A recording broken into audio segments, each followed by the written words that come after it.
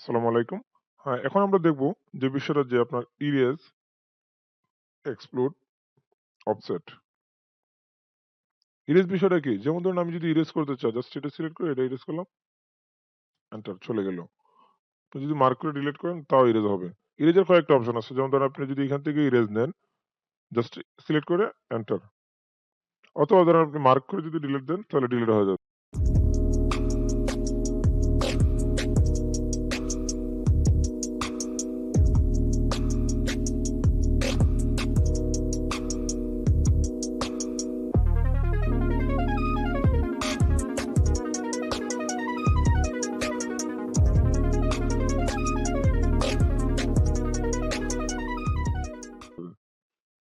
আবার কিবোর্ড থেকে যদি আপনি ডিলিট করতে চান, সাপোজ এটা ধরে জাস্ট এন্টার।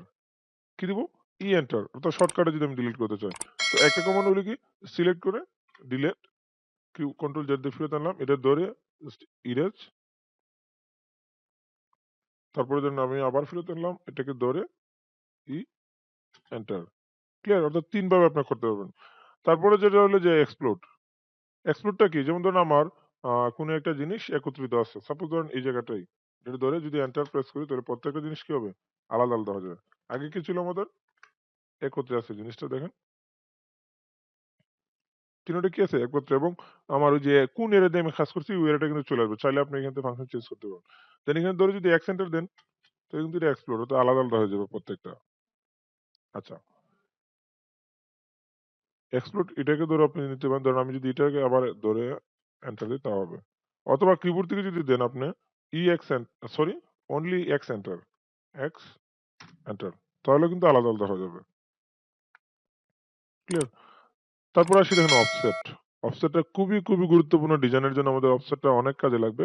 যেমন ধরেন আমি যদি জাস্ট একটা অফসেটের সাপেক্ষে অনেক কিছু নিতে পারি। দেখেন এল এন্টার, F8, ধরেন আমি এদিকে নিচ্ছি 15 feet enter, sorry L enter 15 feet enter. Okay? ধরেন অফসেট যদি নিই আমি, জাস্ট অফসেট ধরেন 16 ফিট। হুম? নিতে পারতেছি। অথবা ধরেন আপনি ইচ্ছা মতো ধরেন একবার নিলেন, ধরেন সাপোজ 8 ফিট এন্টার, অফসেট নিলেন ধরেন 4 ফিট। তারপর ধরেন অফসেট নিলেন 10 ইঞ্চি। হ্যাঁ? জাস্ট যতগুলো নেন। এটা হলো আমাদের অফসেটের কাজ। তো আমি আবার সহজভাবে দেখাচ্ছি। জাস্ট এলেনটা যেকোনো একটা লাইন নিবেন। শুধু লাইন না, আপনি ধরেন যদি সার্কেল নেন, সার্কেলের অফসেট নিতে পারেন। ধরেন সার্কেল নিলেন, কারণ এটার বাইরে ধরেন অফসেট দিবেন, ধরেন 12 ইঞ্চি। অফসেট দিলাম কি? 12 ইঞ্চি। তো এই ছিল আমাদের অফসেট কমান্ডের কাজ। আমি আবার একটু সংক্ষেপে দেখে দিচ্ছি। প্রথমে হলো কি? ইরেজ। জাস্ট এটাকে ধরে ইরেজে ক্লিক করলে ইরেজ হয়ে যাবে। ওকে? অথবা যদি আগে এটা সিলেক্ট করেন তাহলে আপনার অবজেক্টটা সিলেক্ট করতে হবে, দেন এন্টার।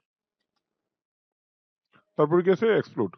এক্সপ্লোড হলো কি? যেমন ধরেন আমি একটা রেক্টেঙ্গেল নিলাম, এটাকে ভাঙতে চাই। যেহেতু প্রত্যেকটা লাইন আলাদা, আলাদা হতে চাই।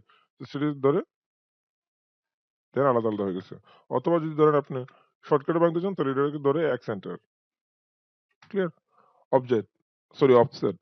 অফসেট যদি নেই, সাপোজ ধরেন এখানে তারপর কি আমি 10 ইঞ্চি, সরি এন্টার, 1 ফিট। বাইরে অফসেট নিতে চাই 1 ফিট। ক্লিয়ার? এই।